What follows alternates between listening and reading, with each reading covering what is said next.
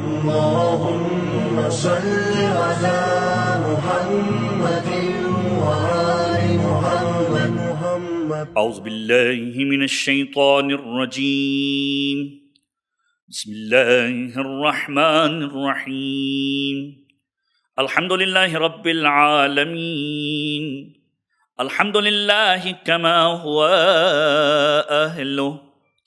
الحمد للہ من اول الدنیا الى فنائها ومن الآخرة الى بقائها.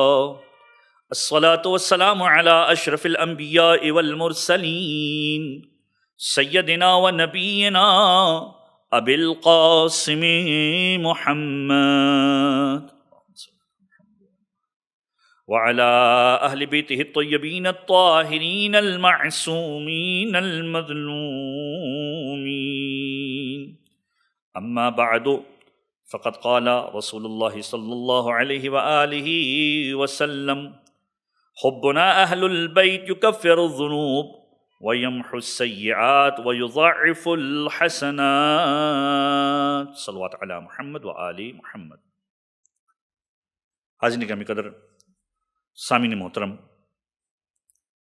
آج کی گفتگو کا جو موضوع سخن ہے، یہ موضوع ہماری زندگی کا اہم ترین موضوع ہے،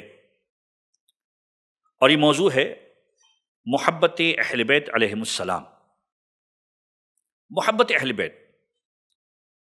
پروردگار عالم نے اپنی محبت لوگوں کے دلوں میں ڈالی، اور اپنی محبت تک پہنچنے کے لیے جو راستہ بنی نوع انسانیت کو بتایا، وہ ان ہادیان برحق کے ذریعے بتایا کہ جن کو پروردگار عالم نے اپنا نمائندہ بنا کر بھیجا.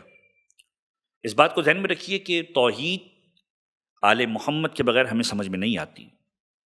اگر توحید تک پہنچنا ہے تو آل محمد کے ذریعے سے پہنچنا ہے، اور توحید آل محمد کے بغیر ادھوری ہے، کیونکہ ہم اس خدا کو پہچانتے ہیں جسے آل محمد نے پہچانوایا، اور آل محمد نے اس خدا کو پہچانوایا جو تمام عیوب سے مبرہ ہے، جو حقیقتاً اللہ اکبر کے لائق ہے.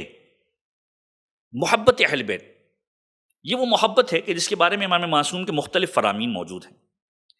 پیغمبر اسلام کی ایک حدیث کا میں نے سہارا لیا. پیغمبر اسلام کی یہ حدیث جو خود چھٹے امام نے بھی ارشاد فرمائی، اور مختلف معصومین کے ذریعے سے یہ پیغام ہم تک پہنچا، کہ معصوم کے جملوں کے اندر ارشاد ملتا ہوا نظر آتا ہے کہ مولا فرماتے ہیں: حبنا اہل البیت یکفر الذنوب ویمحو السیئات ویضاعف الحسنات. کہ ہم اہل بیت کی محبت گناہوں کا کفارہ ہے. ویمحو السیئات، پروردگار عالم اس کے ذریعے سے گناہوں کو مٹا دیا کرتا ہے. ویضاعف الحسنات، پروردگار عالم اس کے ذریعے سے نیکیوں کی بڑھوتی کر دیا کرتا ہے. یہ آل محمد کی محبت ہے کہ جس کے ذریعے سے پروردگار عالم گناہوں کو معاف کر دیتا ہے، نیکیوں کو بڑھا دیا کرتا ہے.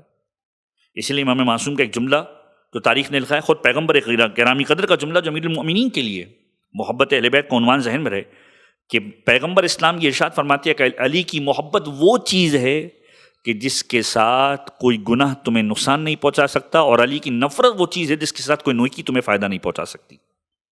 علی کی محبت وہ چیز ہے. یہ محبت اہل بیت.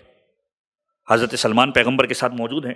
دو طرح کی روایتیں پیغمبر اسلام سے اس انداز سے آئیں کہ حضرت سلمان پیغمبر کے ساتھ موجود، پیغمبر کے ساتھ محو سفر ہیں. پیغمبر ایک مقام پر پہنچے، ایک درخت کے سائے کے اندر تمام اصحاب رسول جمع ہوئے، اور پیغمبر اور حضرت سلمان قریب تھے. پیغمبر نے درخت کے تنے کو ہلانا شروع کیا، اور جب درخت کے تنے کو ہلانا شروع کیا تو درخت کے پتے گرنے لگے. ایک مرتبہ سلمان سے سوال کیا کہ سلمان کیا دیکھ رہے ہو؟ سلمان نے کہا کہ یا رسول اللہ، میں دیکھ رہا ہوں کہ درخت کو آپ ہلا رہے ہیں، درخت کے اوپر جو پائے جانے والے پتے ہیں، یہ پتے مختلف انداز سے گرے جا رہے ہیں. پیغمبر اسلام نے سلمان کو دیکھا اور یہ جملہ کہا: اے سلمان، جس طریقے سے اس درخت سے یہ پتے جھڑ کے گر رہے ہیں، یاد رکھو جب کوئی شخص خداوند متعال کی بارگاہ میں مصلی بچھاتا ہے اور نماز کو انجام دیتا ہے، تو نماز کو انجام دینے کے بعد اس کے گناہ ایسے ہی جھڑ جایا کرتے ہیں جیسے اس درخت سے پتے.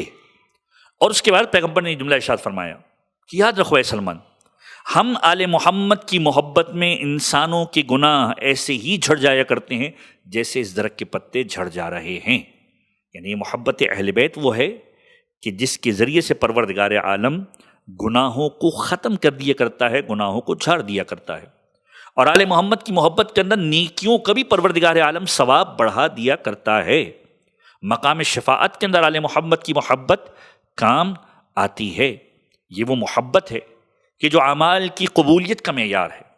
اسی لیے امام معصوم کا جملہ ارشاد فرماتے ہیں، پیغمبر کا بھی جملہ، چھٹے امام کا بھی جملہ، کہ پیغمبر ارشاد فرماتے ہیں حل الدین الا الحب والبغض، دین محبت اور نفرت کے علاوہ کچھ بھی نہیں ہے۔ دین یا محبت ہے یا نفرت ہے۔ جب کسی نے سوال کیا یا رسول اللہ محبت ہے یا نفرت ہے، کیا معنی؟ فرمایا محبت پروردگار سے، محبت اس کے نبی سے، محبت اس کے ولی سے، اور نفرت خدا کے دشمن سے، نفرت خدا کے شریک سے، نفرت پیغمبر کے دشمن سے، اور نفرت امیر المؤمنین کے دشمن سے۔ مولانا نے فرمایا محبت اور نفرت کے علاوہ دین کچھ بھی نہیں ہے۔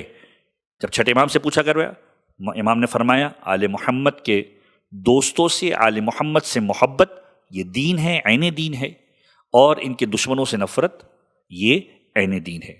یعنی ایک پیغام یہاں پر دے دیا گیا کہ جس دل کے اندر آل محمد آ جائیں، اس دل کے اندر آل محمد کے دشمنوں کے لیے کسی قسم کی کوئی جگہ نہیں ہے۔ آج کے معاشرے کے اندر ہم جس لبرل دین کی جانب جا رہے ہیں، اس میں ایک پیغام جو واضح طور پر پھیلانے کی کوشش کی جا رہی ہے کہ علی اور دشمنان علی، ان سب کو لے کر ہم ساتھ میں چل سکتے ہیں۔ اس کا امکان نہیں ہے۔